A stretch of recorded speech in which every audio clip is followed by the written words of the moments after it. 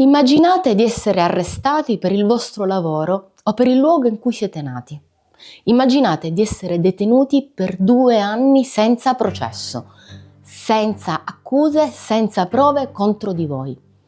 Immaginate di essere detenuti in regime di carcere duro per 2 anni in una piccola cella senza luce, con una sola ora d'aria al giorno, in un piccolo cortile di 7 metri quadri.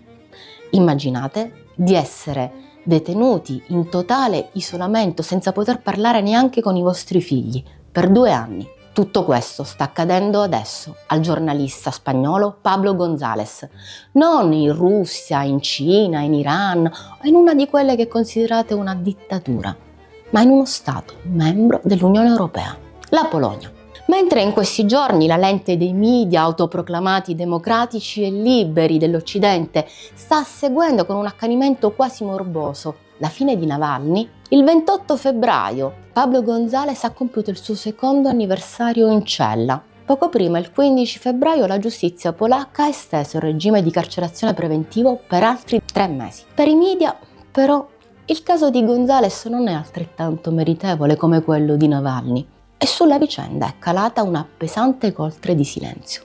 Eppure la Polonia, secondo le dichiarazioni rilasciate nei giorni scorsi da un gruppo di intellettuali, di giornalisti, di magistrati spagnoli, tra cui Baldassar Garzón, starebbe violando la Carta dei diritti dell'Unione Europea, tra cui il diritto alla libertà personale, all'integrità fisica e psichica, alla sicurezza, alla corrispondenza privata, oltre al trattato sui diritti civili e politici adottato nel 1966 dall'Assemblea delle Nazioni Unite, che dovrebbe tutelare il diritto alla difesa. Perché Navalny sì e González no? Perché il caso di Pablo González per i media non è strumentalizzabile a fini politici, piuttosto mostrerebbe come in fondo poi il bel giardino europeo non è tanto differente dalla terribile giungla del dittatore Putin, tant'è che uno Stato come la Polonia può bellamente arrestare un giornalista, un cittadino europeo senza che l'Unione faccia nulla. Quello che è accaduto, che sta accadendo a Pablo González, potrebbe accadere a qualsiasi giornalista indipendente? Potrebbe accadere dunque a qualsiasi cittadino europeo con doppio passaporto o un oppositore politico? Noi di Ottorina TV abbiamo deciso di occuparci di questo caso, al contrario dei media mainstream, abbiamo parlato con la moglie di Pablo González, Ollana Goriena, una donna che da 2 anni lotta per i diritti di suo marito e per il diritto dei suoi figli a poter parlare con il padre. Hola, Ollana, muchas gracias por haber aceptado nuestra invitación para contar al público italiano lo que está pasando con tu marido, el periodista Pablo González, que se encuentra preso hace 2 años en Polonia, hay que acordarlo, en un régimen de cárcel duro, sin juicio y sin todavía una acusación formal. He leído que su abogado Gonzalo Boye, en la semana pasada fue a visitarlo y entonces te pregunto qué noticias tienes de Pablo ahora, cómo lo encontró y cómo están también ustedes, su familia. Hola, buenas tardes. Pues sí, efectivamente su abogado español y sus abogados polacos lo visitaron la semana pasada y nos dice su abogado que lo encontró bien, bien de salud y bien de ánimos también. Hay que tener en cuenta que él procura cuidar la salud, que es casi lo poquito que tiene allí dentro. Hace ejercicio, intenta comer sano y por eso se mantiene. Ha perdido mucho peso, pero ahora mismo está estable. Y de ánimos, pues lo mismo, ha tenido muchos altibajos, muchos momentos de bajón, de no ver salida, pero ahora mismo, pues igual que la salud, se encuentra estable de ánimos también. Y con la visita de los abogados, pues contento, por supuesto. ¿Cuáles son actualmente sus condiciones de detención? Pues son casi las mismas que hace 2 años. Está considerado preso peligroso, le mantienen la consideración. por lo tanto tiene que estar recluido en un módulo de máxima seguridad, está en aislamiento y en semi-incomunicación. Esto significa que tiene que pasar 23 horas dentro de la celda, que solamente tiene 1 hora para salir al exterior. En estos momentos comparte celda, por lo tanto pues pasa 24 horas con la misma persona, pero afortunadamente la relación es buena, porque si fuera mala y tuvieran que estar 24 horas recluidos juntos, pues sería un desastre. Como digo, solamente tienen 1 hora de patio, la celda es pequeñita, no tienen luz natural, no tienen aire natural, el patio es minúsculo, las paredes son tan altas que solamente ven el cielo y no tienen comunicación con otros presos del módulo, o sea, solamente tienen relación con los funcionarios. Y respecto a su régimen de comunicación, pues seguimos igual. No nos permiten llamadas telefónicas y solo ha recibido en 2 años 2 visitas familiares de 2 horas, que fueron en noviembre del 2022 y en junio del 2023. Desde entonces no lo hemos vuelto a ver en persona. Y lleva, como digo, 2 años sin hablar con sus hijos, mediano y pequeño. Ya, esto es que te iba a preguntar. ¿Cómo encontraste tu marido la última vez que lo viste? Y lamentablemente me estoy dando cuenta que siguen hablando con sus hijos, pero ¿de qué forma comunican ustedes si pueden comunicar? Pues nuestra comunicación directa, por llamarlo de alguna manera, son las cartas, el correo ordinario escrito con papel y boli, enviado en sobre con su sello, pero las cartas pasan por censura, o sea, no vienen directamente a nosotros, las miran con lupa, las traducen y nos llegan con 2 meses de dilación. Bueno, de hecho, hoy mismo he recibido una carta suya y era del 11 de diciembre, o sea, 2 meses y pico de retraso. Esa es nuestra única vía de comunicación semidirecta. La otra vía es a través de los abogados. Él puede llamar a los abogados, llama casi semanalmente a su abogado español y nos manda mensajes cortos, pues eso, pues lo he visto bien de ánimo, yo le explico las cositas del día a día, pues tus hijos han sacado buenas notas, o pues mensajes muy cortitos que le envío a través del abogado y a veces él responde, otras veces pues no tiene mucho que responder. Esa es nuestra vía de comunicación. ¿Y de qué forma las autoridades de Polonia justifican este régimen de casi total aislamiento después de 2 años y siguen no teniendo un cargo formal, una acusación formal? El hecho de no presentar cargos ni pruebas no lo argumentan, simplemente no lo hacen, ya está. Tampoco les hace falta para prorrogar la prisión preventiva. Simplemente con decir que están investigando y que mientras se investigan él tiene que estar en máxima seguridad en la cárcel, pues es suficiente. Con solamente decir que si saliera en libertad condicional correría riesgo de fuga, es suficiente. Y para justificar su incomunicación, para justificar, por ejemplo, la negativa a autorizarnos llamadas de teléfono, dicen que no tienen la seguridad de quién pudiera estar al otro lado del teléfono. Les hemos propuesto hacer pues, llamadas por Skype para que vean que al otro lado están sus hijos, que les vean las caras, que vean mi cara. Pues no lo ven viable, no contestan sin más. Esos son sus argumentos. No dan explicaciones. Y tampoco sabemos por qué lo consideran un preso peligroso. Tampoco lo hemos recibido ninguna explicación. Ya, y en este momento, ¿cómo están ustedes, su familia, y cómo lo están pasando este triste aniversario? Bueno, yo la verdad es que casi sin tiempo para pensar en qué fechas estamos y lo que se nos viene encima, porque llevo como 10 días y los que me quedan con entrevistas, dando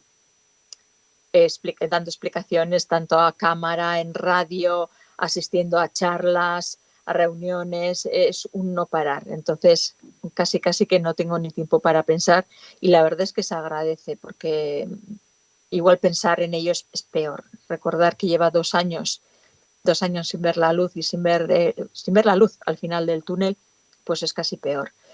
y los hijos pues ven el nerviosismo en mí, ven que no estoy, que falto mucho a casa, porque eso, pues estoy fuera en charlas y entrevistas y demás, y me ven muy, pues eso, muy inquieta, y eso les inquieta a ellos también, claro. No creo que no son muy conscientes, sobre todo el mediano y el pequeño, de las fechas que se acercan. El mayor sí, pero aún así ellos perciben la inquietud alrededor suyo. Y bueno, pues lo viven a su manera. Algunos más sensiblemente, otro, el mayor, pues callando, y sí, son resilientes, pero lo sufren. ¿Y cuántos años tienes tus hijos? El mayor tiene 16, el mediano 11 y el pequeño 8. Ah, son 3. Pensaba que eran Entonces, 2. Mira, lamentablemente ¿cómo se llama? Los paladinos de la libertad, que siempre en Italia y en Europa habla de la democracia, de la importancia de la libertad de prensa, casi no han hablado en Italia de este caso, que es muy grave, porque hay que recordar que Pablo es un ciudadano de la Unión Europea, de un país de la Unión Europea, que fue preso de forma bastante incomprensible de otro país que se llama que se dice ser una democracia, Polonia, en este jardín europeo, que Borrell llama el jardín europeo, un hecho bastante inquietante, creo yo. Y entonces, por favor, te pido, se puede acordar al público italiano cuáles fueron las circunstancias de la detención de Pablo, porque esta historia se conozca. Sí, bueno, él es un periodista freelance especializado en el espacio postsoviético. Él llevaba muchos años, más de 10, cubriendo la situación política de ese espacio, cubriendo elecciones, cubriendo el Euromaidan, la guerra del Donbass, la guerra del Nagorno-Karabaj, las protestas LGTBI en Polonia, las protestas contra la ley del aborto en Polonia. Era un periodista de campo que seguía las noticias in situ. Cuando Rusia entró en Ucrania, aquí una cadena de televisión de nivel estatal, La Sexta, lo contrató para que fuera allí e informara en directo de la llegada de refugiados ucranianos de Ucrania a Polonia. Él estaba en la ciudad fronteriza de Przemyśl, creo que no lo estoy pronunciando bien, pero bueno, más o menos se escribe así, y al cuarto día de estar allí trabajando, lo detuvieron los servicios secretos polacos, lo tuvieron 48 horas en incomunicación absoluta, y al cabo de unos días el Ministerio de Asuntos Especiales polaco sacó un comunicado diciendo que habían detenido a un agente del GRU, que es la inteligencia del Estado Mayor Militar ruso, y que, bueno, pues eso, que tenían, y lo acusaron de espionaje, según el artículo 130.1 del Código Penal polaco. Desde entonces él está en prisión preventiva, le han prorrogado la prisión preventiva en 8 ocasiones, él tiene vistas de valoración cada 3 meses, y en el 16 de febrero creo que fue la octava vista.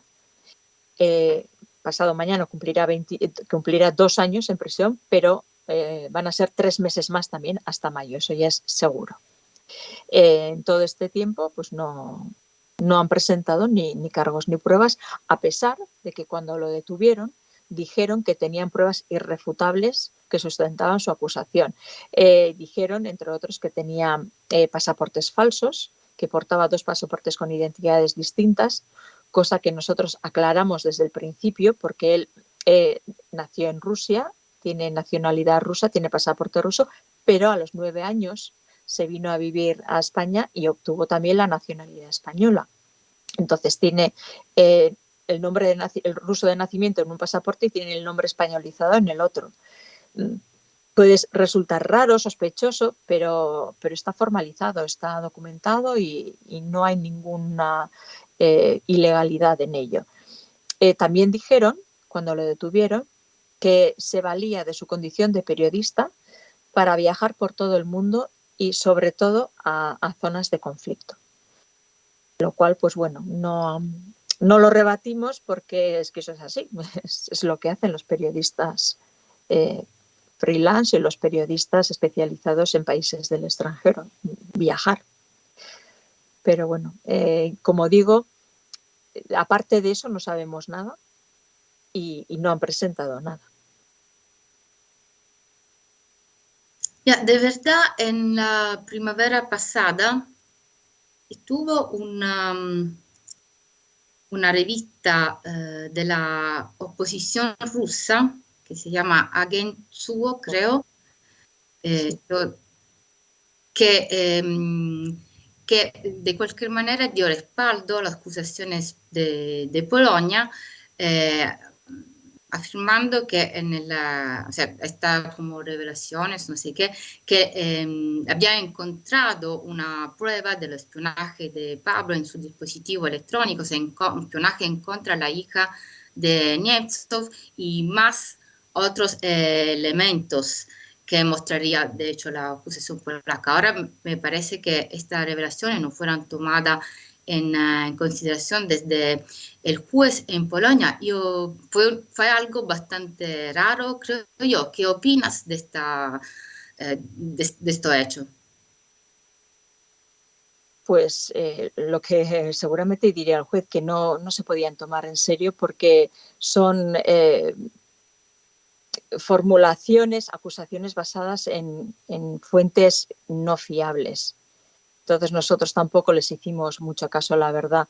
Hay, en lo que dicen, hay datos que son reales, pero es como un montaje, o sea, han montado una historia sobre algunos datos que sí son reales, pero son algunas informaciones muy sacadas de contexto, muy mal manipuladas y bueno, pues sin más, o sea, no les hicimos mucho caso porque no tienen ninguna fiabilidad para nosotros. De hecho, aquí salió en algún medio de comunicación, pero no se replicó en otros medios y a mí me dijeron que simplemente no superaba una segunda lectura periodística precisamente por la escasa fiabilidad de las fuentes.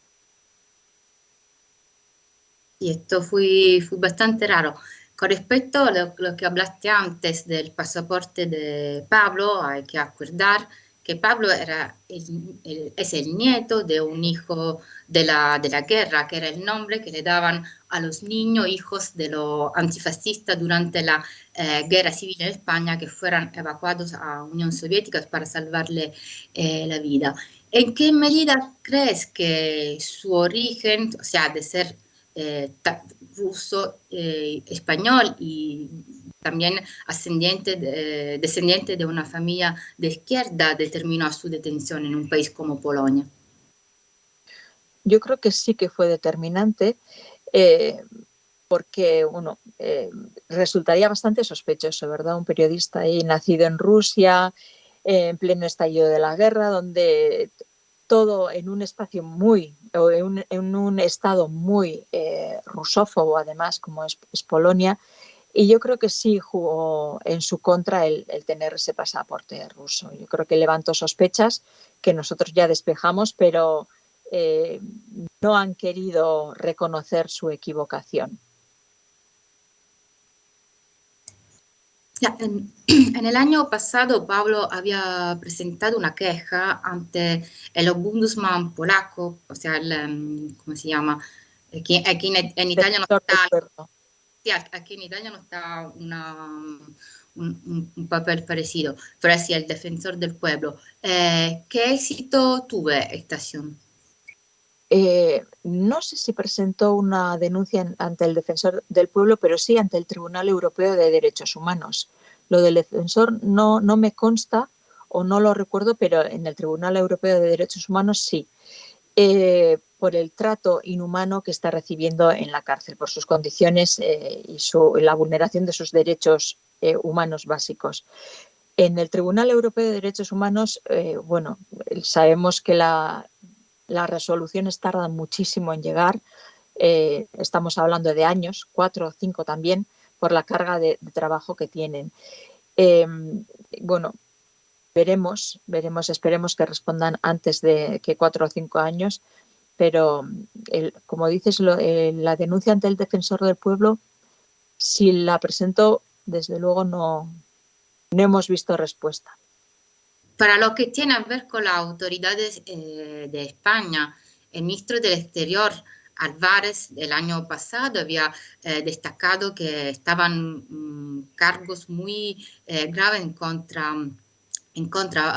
a Pablo, y sigue diciendo que sus derechos son respetados. ¿Y tú estás de acuerdo con lo que afirma y crees que y te sientes abandonada por el gobierno de España? Bueno, yo no. Mi marido está abandonado por el gobierno de España. No, lo que dice no es cierto, para nada. Él ha dicho desde el día 1 que los cargos contra Pablo son graves, muy graves, que las pruebas son contundentes, irrefutables, y llevamos 2 años sin saber nada de esos cargos y de esas pruebas tan contundentes que tienen. Y llevamos 2 años diciendo que si las tienen, que las presenten y lo lleven a juicio, pero no tienen ninguna presa de llevarlo a juicio. Al parecer, se les está haciendo muy difícil formalizar cargos. Respecto a los derechos de Pablo, no se están respetando. Y el primero de ellos, el de la presunción de inocencia, y el primero en pisotearlos está siendo el mismísimo ministro Álvarez.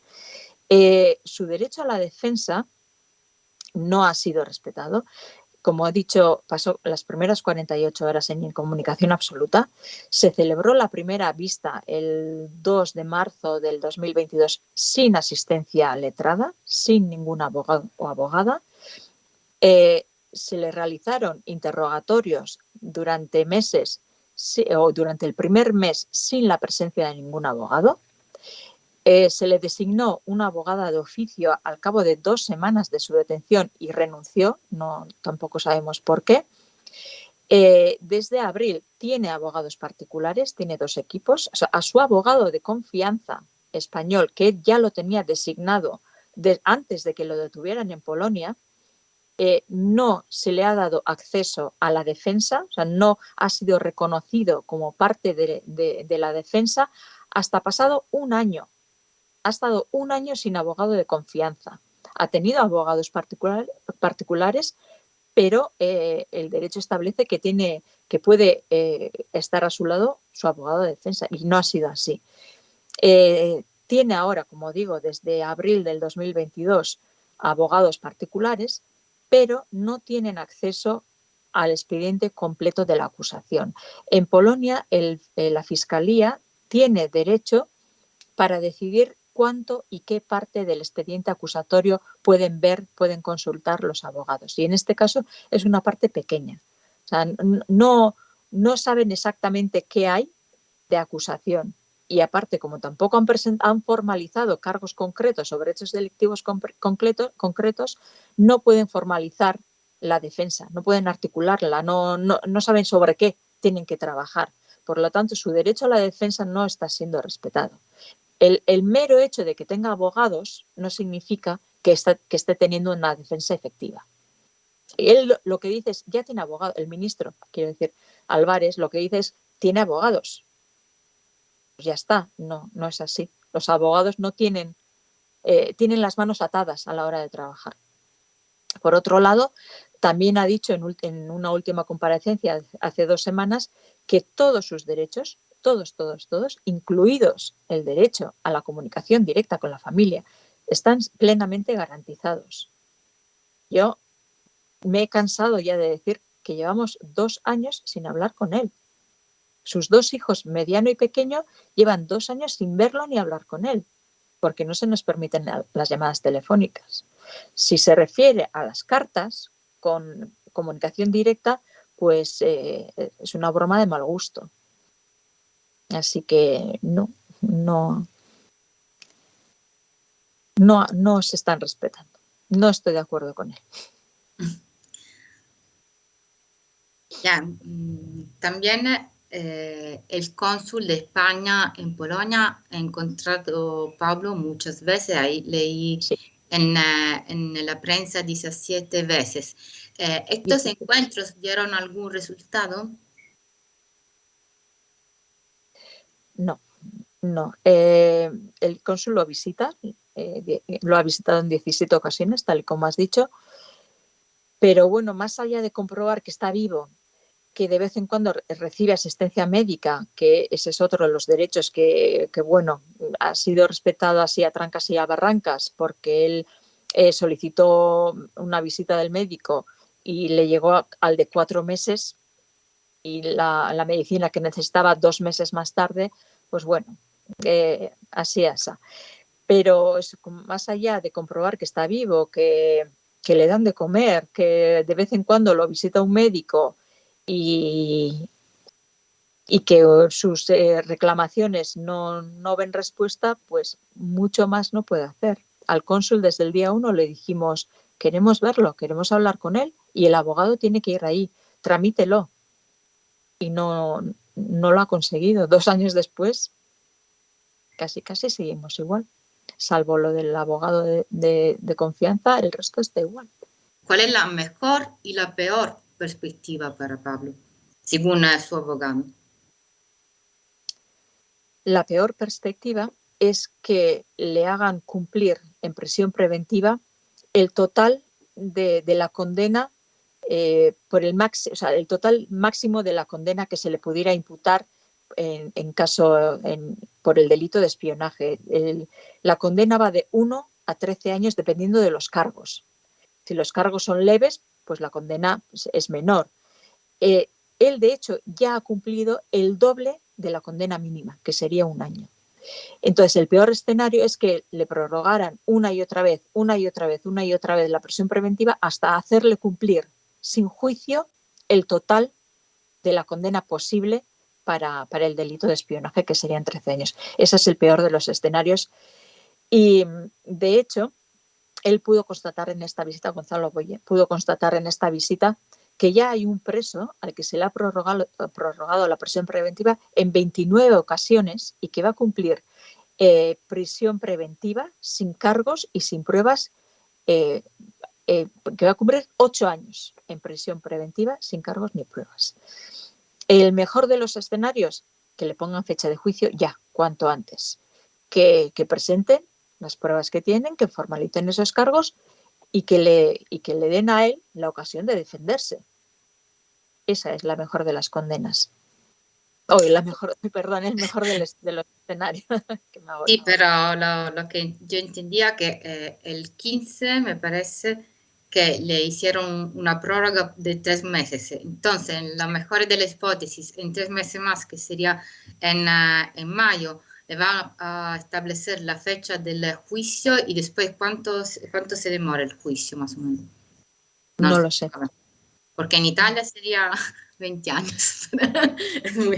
En Polonia no. O sea, aquí tenemos la justicia muy lenta. Muy lenta, sí. Mira, te voy a hacer una pregunta más general, porque en este momento hemos visto mucha retórica en los medios de información sobre Navalny, mientras también hay otros casos, por ejemplo, el caso de Julian Assange en Londres, que está detenido por haber denunciado los crímenes de guerra de Estados Unidos, y además del caso de Pablo.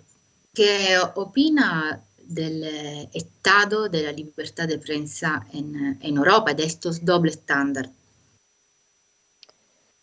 Pues yo creo que estamos ante una guerra global por el control del relato oficial, sobre todo en tiempos de guerra. Aquí quien manda, no son manos cuya cara desconocemos y que nos dicen qué es lo que se puede contar y qué no. Y si sales de ese camino impuesto, acabas pues como han acabado Julian Assange y Pablo también. Quizá a eso se refería con lo de delincuente intelectual, ¿no? Igual su delito es mostrar las cosas tal y como son, dar a la gente la oportunidad de pensar por sí misma con una base de información completa y verídica. Quizá ese sea su delito y yo creo que Europa, Occidente en general, están en plena lucha por controlar el relato, tal y como he dicho. Y que sea una pregunta que nos deje con un poco de esperanza, porque hemos visto que de cualquier manera la sociedad civil se está movilizando, hay movimientos también de actores, periodistas que están haciendo llamamientos, manifestaciones y están logrando de romper el muro de silencio que cerca este caso.